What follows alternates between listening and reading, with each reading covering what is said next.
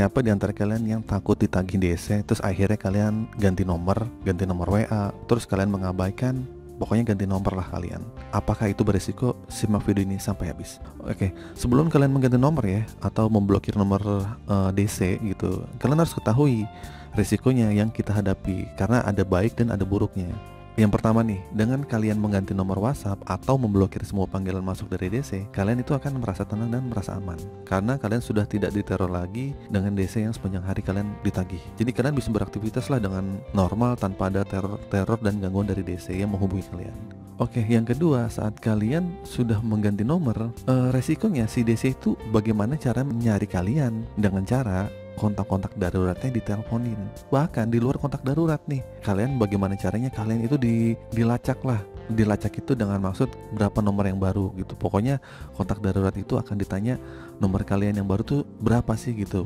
Intinya seperti itu. Si DC itu akan menanyakan nomor kalian yang baru yang bisa dihubungi. Nah, ini menjadi resiko terburuk yang kalian hadapi. Bahkan meskipun nomor kita tetap aktif, ada beberapa DC yang sengaja menghubungi kontak yang ada di ponsel kita, atau yang pernah ya kita isi pulsa di aplikasi tersebut. Biasanya ini Shopee nih gitu, nomor kita nggak ganti nih, tapi ada aja orang menghubungi di luar kontak darurat, kan ngeselin. Nah, yang jadi pertanyaan, dari mana sih si DC mempunyai nomor kontak lain yang dari ponsel kita, sedangkan kita tidak pernah menyantumkan kontak darurat itu saat pengajuan awal. Nah, di sini nih kalian perhatikan, ketika kita baru pertama install aplikasi itu, kita sendirilah yang telah mengizinkan aplikasi untuk mengakses kontak, lokasi, dan lain-lainnya. Jadi database kita tuh dari awal tuh sudah diserap dengan cara kita mengizinkan. Nah, sehingga pihak aplikasi bisa membaca semua kontak yang ada di ponsel kita secara otomatis.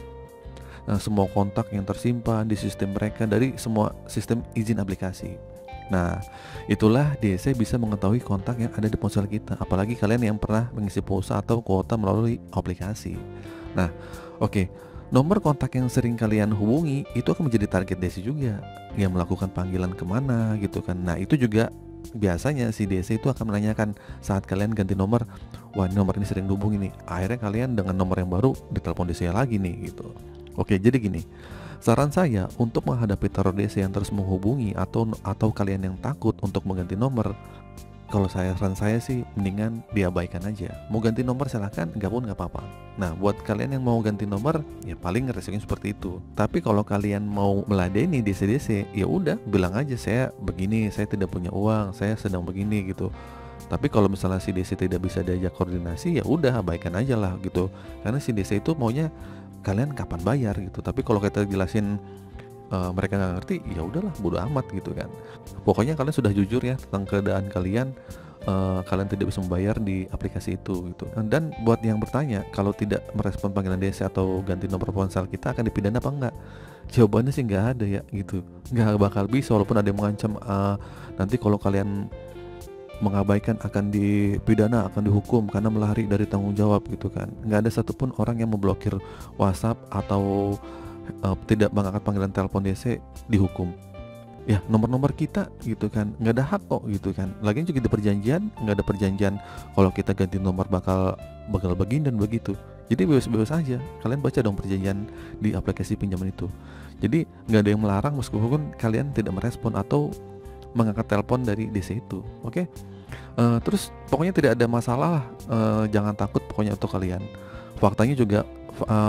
Faktanya DC juga banyak yang tidak kooperatif kok saat penagihan dengan cara merendahkan debitur, mengancam, mengintimidasi, yang sudah jelas di luar etika dalam penagihan.